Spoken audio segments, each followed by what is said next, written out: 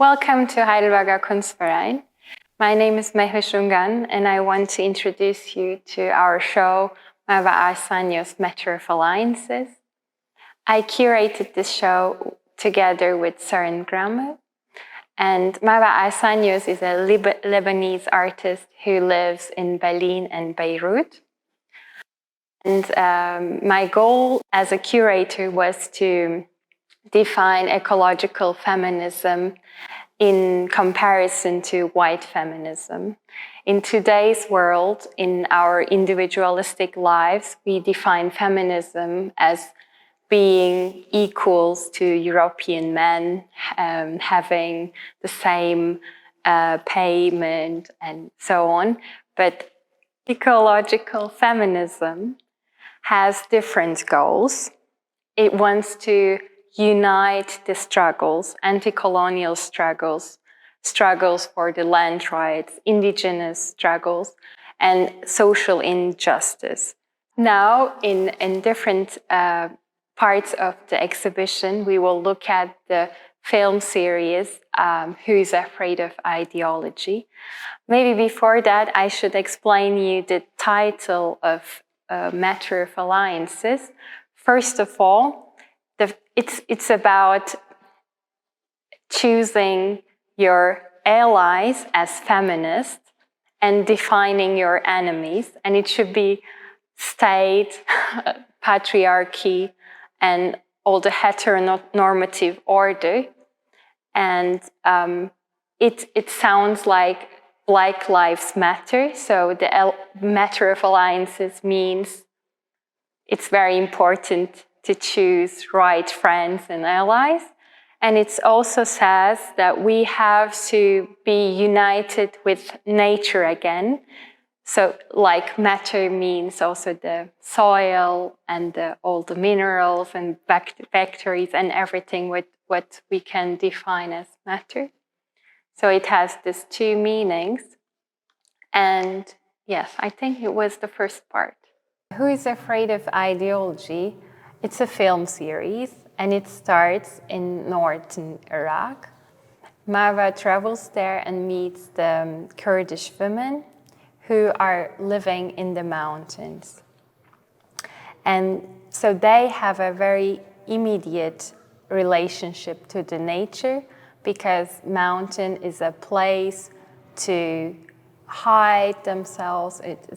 It's a place that nurtures them.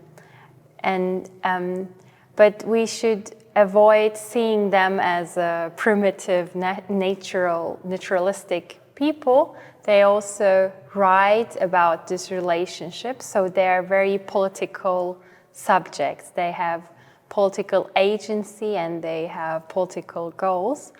And Marwa gets her inspiration for the ecological questions very much from Kurdish women movement.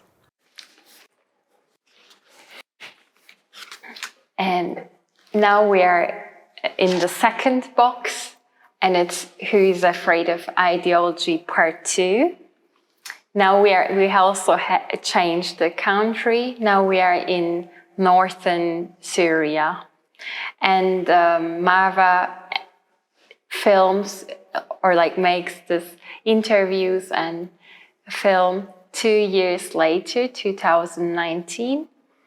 And it happens in the Jinvar, in the women's village. It's a very interesting phenomenon, and she sees it as a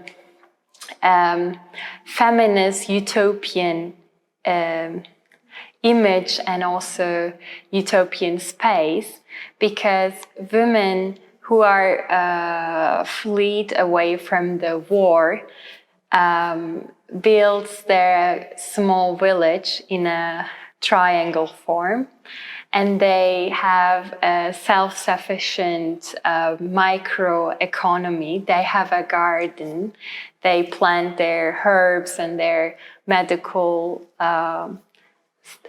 seeds and so on. So it's a very inspiring space, especially when you think about the situation that the Turkish states make pressure from above and all the war situation in Syria. It's like a small utopia in a huge dystopic war. I'm sitting in front of the film Have You Ever Killed a Bear or Becoming Jamila? This film is about Algerian independence war during French occupation, and it's about the role of women in this revolution. To understand the struggles of land rights today, we need to look at the anti-colonial struggles. But the film is very complex because it questions the role of violence in this kind of revolutions. And I'm very proud of our little publication we had for the exhibition. And I want to read loud the text I wrote for this film. Let's win over the women and the rest will follow. This, as Frantz Fanon stressed, was a slogan of the French colonial regime in Algeria. The occupiers considered modern Arab women to be their allies. Hadn't they emancipated women from the oppression of their own men and given them the freedom to walk freely, unveiled? White men were wrong. Muslim women wore this cloak of modernity to avoid hegemonic control, and they played a crucial role in the War of Independence. Jamila Bouhairit, one of the icons. In this video, we watch a young actress preparing to embody Jamila in a movie. She's fixing her hair in front of a mirror. Arsanios borrows black and white scenes from the iconic movie, The Battle of Algiers, 1966. It was directed by Gillo Pontecorvo, that tells the story of guerrilla warfare during the War of Independence. And this war was from 1954 to 1962. We see women getting dressed together. Fixing hair is a recurring motif in the European visual canon. A woman prepares herself for the male gaze. Here, it becomes a revolutionary act, a form of mimicry, allowing the women to become invisible and inconspicuous to the French. Bouhairit didn't hesitate to blow up cafes. She inflicted violence for the cause of her people and for freedom. Was she a hero or a radical? Okay. Now we are looking at the issues of Hilal Magazine from the 1950s and 1960s. It's now we're in Egypt, but we're still connected to Algeria because it also shows women with guns in their hands because they're supporting this armed struggle in Algeria.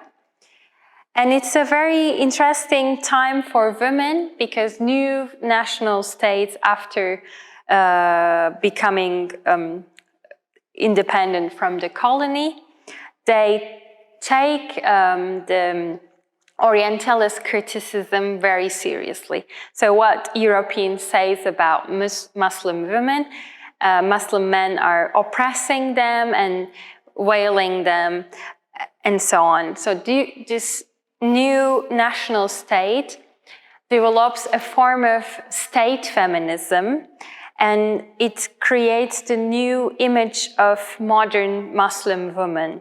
They're unveiled, but they should act very correctly in the society because they're not separated anymore.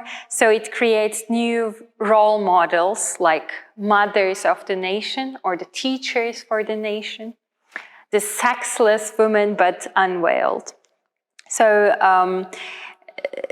Marwa Arsanios was inspired by the text in this magazines, and she made a lecture performance based on the articles on women, how these magazines communicate the role of women in the new states. Now we are standing in front of the installation.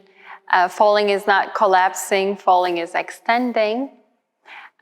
This work complex deals with different problems of Beirut in Lebanon and the hometown of the artist.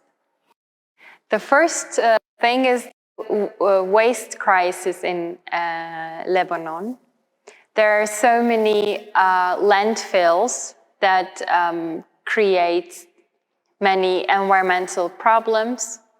And also in the city, the garbage and waste are not collected systematically.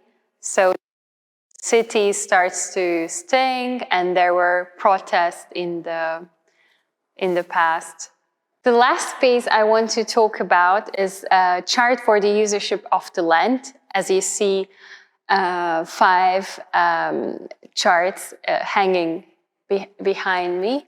What was very fascinating for me as a Turkish woman, Lebanon has still land codes based on the Ottoman Empire's regulations. And in Islamic rule, the land doesn't belong to anyone. It's even forbidden to possess the land. And today, the environmental activists use this situation and notion of Masha, that everything belongs to God, to transform certain areas of Lebanon to a social waqf, and it's like a foundation. So that the land can be used by the locals collectively, and nobody is allowed to possess the land.